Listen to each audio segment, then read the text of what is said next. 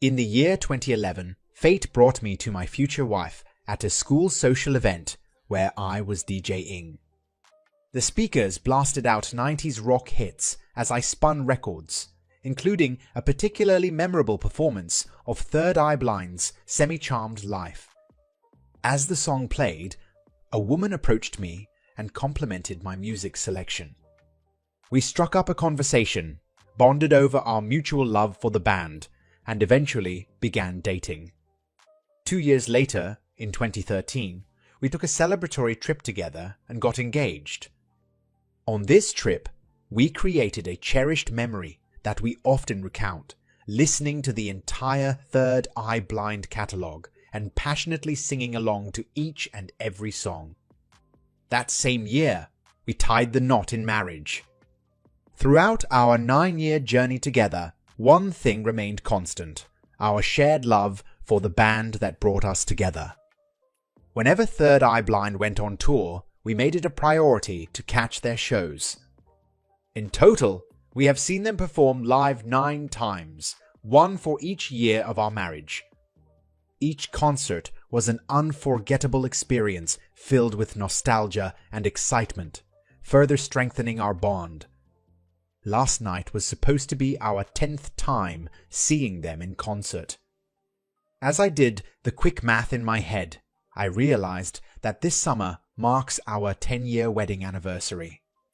November will make a decade since we said our vows, and I had grand plans for a romantic celebration, starting with this show and ending with a luxurious night at a hotel. Even after a long day at work, my wife looked stunning as she got ready for the evening ahead. But then I saw a text notification pop up on her phone, and just like that, my perfect plans crumbled into dust. She had met someone the night before, while I was away for work. The worst part was the message she sent him: "Don't forget to bring condoms." And his response of lol cut through me like a knife. Did they even use them? It hardly seems to matter now. My heart is left shattered, and my mind is consumed with questions. What did they do together? How could she betray me like this? After reading that, I couldn't stay in the house any longer. My heart was racing and my mind was buzzing with excitement. I had to be there, at the concert. I quickly grabbed my things and headed out, feeling a surge of adrenaline as I walked towards the venue. The familiar sounds of people chatting and laughter filled the air around me. About 15 minutes later, my phone rang. It was her. "Where are you?" she asked. "On my way to the concert," I replied casually. "What? Why?" she sounded confused. "You know why," I said firmly, letting her think long and hard about my actions. With a deep breath, I hung up and continued on my journey, anticipation building with every step. The lights of the venue grew closer, and the sound of music grew louder. Despite the shock that still coursed through my veins, I maintained a cool exterior. However, there was a complex backstory lurking beneath the surface, one that I did not want to delve into. Memories of her past infidelities clouded my mind, causing me to feel numb and detached from the situation at hand. It wasn't until I started typing this that I finally began to feel something. As she called back, she attempted to justify her actions with flimsy excuses. "We're just friends," she claimed. "We didn't actually do it. I was drunk. It was just a little bit." Each word only served to fuel my anger and betrayal. And then came the condescending request for me to return and discuss things like adults, as if I were the immature one for having stormed out. At that moment, I knew that if I went back, it would only be to rehash her infidelity and engage in a futile attempt at reconciliation. The thought disgusted me. Never before had the idea of intimacy with my wife filled me with such repulsion. As I arrived at the concert venue, anticipation buzzed through my body. The ticket scanner's eyes flickered over my ticket before he hesitated and gestured to another person waiting behind me. Confusion crept into my mind as I stared blankly at him, until he clarified, "There's 2 tickets." With a slight nod of understanding, I replied, "Yes, there are 2. A sense of unease washed over me like I was in a trance. The show itself was beyond words. Every note and lyric seemed to pulsate through my veins, igniting a fire within me. I glanced around and noticed the people in my row, all swaying and singing, along with smiles on their faces. We quickly bonded over our shared love for the music, laughing and cheering together. As some lyrics hit close to home, tears threatened to spill from my eyes, but were quickly replaced by joy and camaraderie. It was truly an unforgettable experience. The feeling of isolation weighed heavily on my chest, pressing down with each passing moment. Yet at the same time, I felt a pulsing sense of vitality coursing through my veins. At the concert, I merged with the crowd, moving and swaying to the beat of the music. At that moment, nothing else existed except for the electric energy that connected us all. But as quickly as it began, it was over. The rush dissipated, and I found myself yearning for a release. I considered sitting at the bar, drowning my emotions in alcohol, but the thought of interacting with anyone outside of the concert setting made me retreat into myself once again. My mind kept drifting back to the unanswered texts, adding to my sense of isolation and desperation. With a heavy heart, I made my way to the hotel room that had been booked for my wife and me. The familiar scent of her perfume lingered in the air, but she was not there. Instead, I lay alone in the cold, empty bed. The weight of her absence weighed heavily on my mind as I drifted off to sleep. The next morning, I woke up to a flood of unread emails. My wife had stayed up all night, feeling a roller coaster of emotions. Guilt, shame, anger, all directed towards me. It was surreal to read her messages, filled with resentment and frustration towards my actions of going through her phone. She pleaded and bargained for forgiveness, trying to make sense of what had happened. But the worst part was when she sent me cards that I had written for her years ago. Anniversary cards, birthday cards, Christmas cards, all adorned with heartfelt handwritten letters professing my eternal love for her. It used to be our tradition to write these cards for each other on every special occasion. But now, it seemed like those times were long gone and replaced with distance and detachment. She hadn't written me a card in years, a painful reminder of how things had changed between us. I think her intent was that upon reading the cards, my heart would soften and I would realize the depth of her love for me. The vibrant colors and delicate details on each card spoke to a shared history and a future full of promise. But as I read through them, my heart only grew heavy with the weight of realization. She didn't truly love me. It was a bitter pill to swallow, seeing all of our memories and moments together reduced to mere words on paper, and in that moment, forgiveness seemed impossible. I had already forgiven her once, and yet here we were again. How many more times could I go through this before enough was enough? I couldn't forgive her again. It wasn't just about this one instance. It was about the pattern that had emerged. Forgiveness would only lead to a cycle of hurt and broken promises. And so, with a heavy heart, I closed the cards and turned away, knowing that this time forgiveness wasn't an option. The only question that lingers in my mind now is whether I have enough self-respect to ensure that this never happens to me again. Will I hold myself accountable and make the necessary changes to prevent history from repeating itself?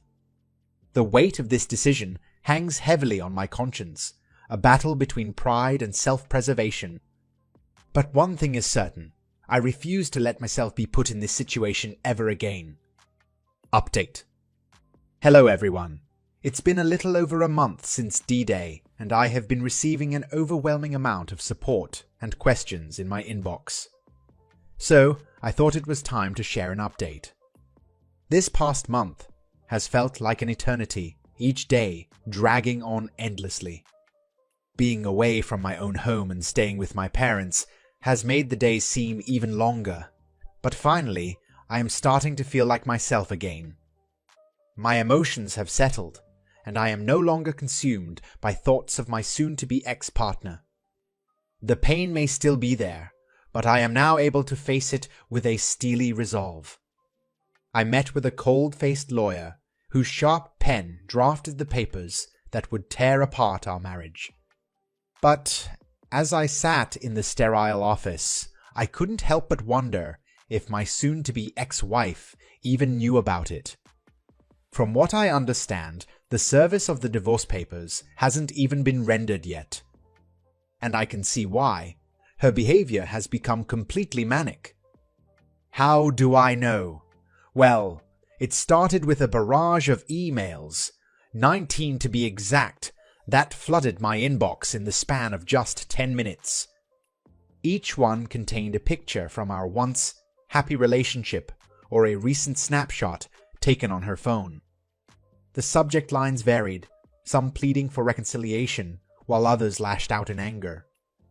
But all of them were signs of her deteriorating mental state. These are the emails that I received. I am just reading the content in each of them. 1. I've been working on myself, and we can do butt stuff. Picture of her dinner. 2. Studying all day and night and working on science. Picture of a whiteboard with nonsense on it. 3. Barista and biochemist. Miss you, though. Picture of her coffee. 4. I painted this. The attached picture was a work of fine art. She certainly didn't paint. 5. And I take care of my family. Picture of wind chimes. 6. And I made 50k to be a model for this. Lol. No, she didn't. 7. I'm sorry, I'm just sad about Grandma and Andy. Andy died 20 years ago. 8. And I learned how to cook Japanese. Picture of store-bought sushi. 9. And I sold my first photograph for 10k. Lol. No, she didn't.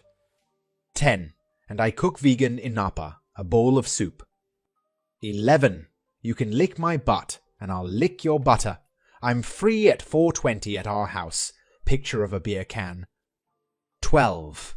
I'll never cheat again. I'm sorry. 13. Wearing this one kills me. It was just her outfit. Now, I'm not looking for nudes or sexy photos from her or anything. But if she's trying to get me back, she won't even send me the same level of shit she was sending her affair partner. She would send them nudes and explicit photos, and I've never gotten those in our entire relationship, even when we were first dating. 14. 4 kids. This was a picture of our cats. 15. We can have a baby too. This one wasn't a picture, but had the text. I'm sorry for being bipolar. I'll be nicer and go to the mental hospital. 16. Mental health matters. Hope you get help for bipolar too. Miss you. This is her accusing me of being bipolar. 17. Final message had the subject. I will never cheat again, and you can do my butt.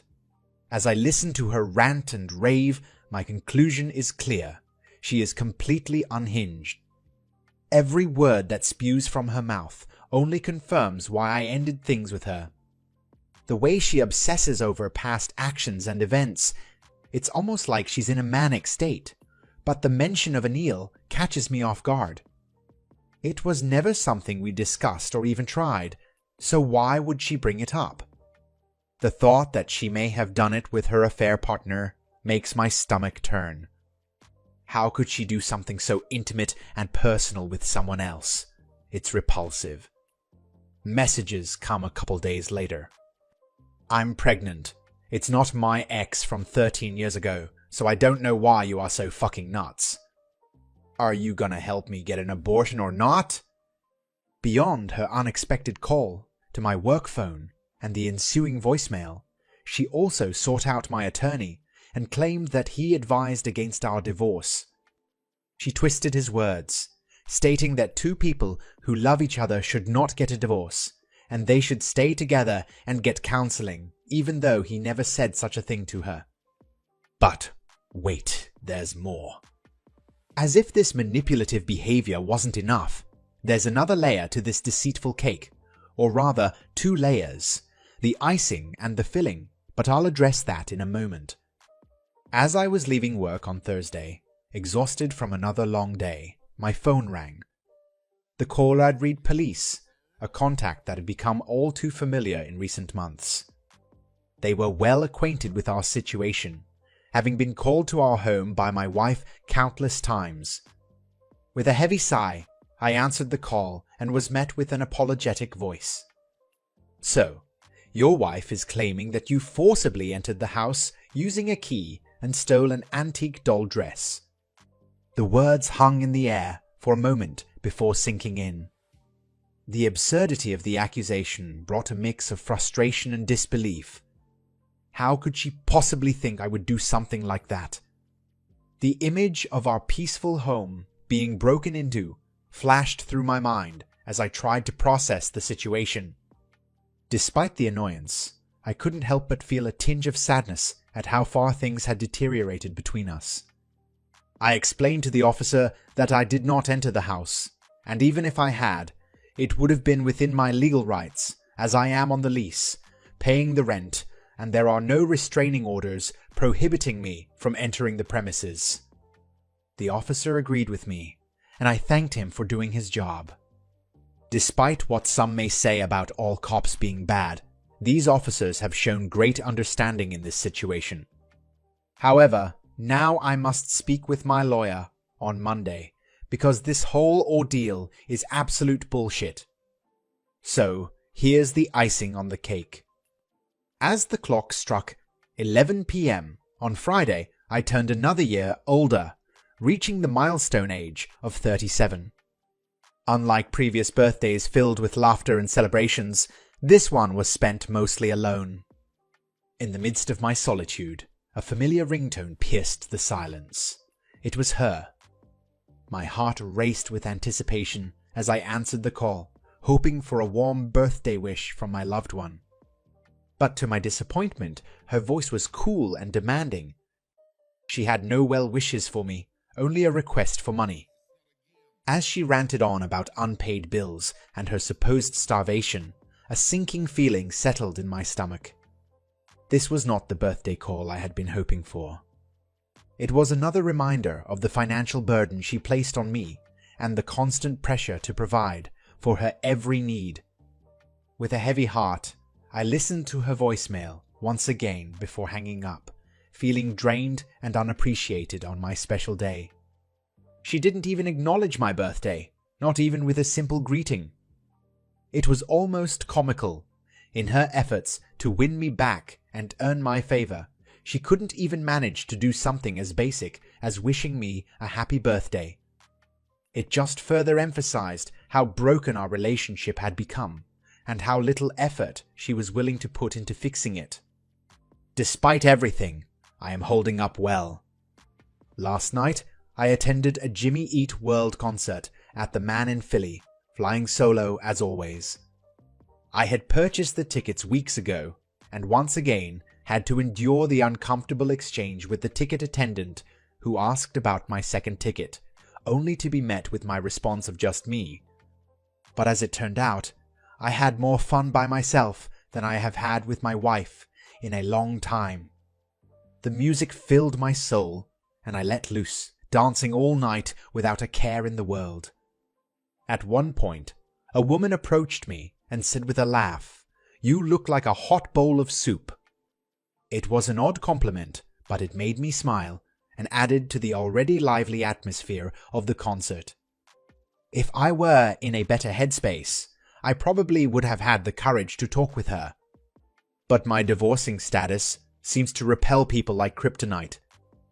No one wants to deal with that kind of baggage, and I can't blame them.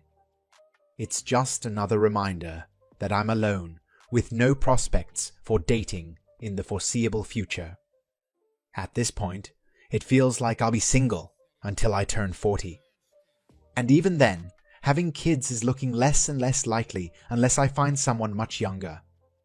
As I sat at the hibachi grill on my birthday with my family, surrounded by other groups celebrating their special day, I couldn't help but envy the 80-year-old woman at a nearby table who had multiple generations of family members with her. Will I ever have that kind of love and support? Or will I only have my sister if even she still remains in my life? But let's not dwell on that too long. Thank you for sticking around and listening this far. Maybe someday soon there will be some progress on the divorce front. Until then, I'll just keep trudging along and hope for the best. Finally, the tale comes to a heartbreaking close.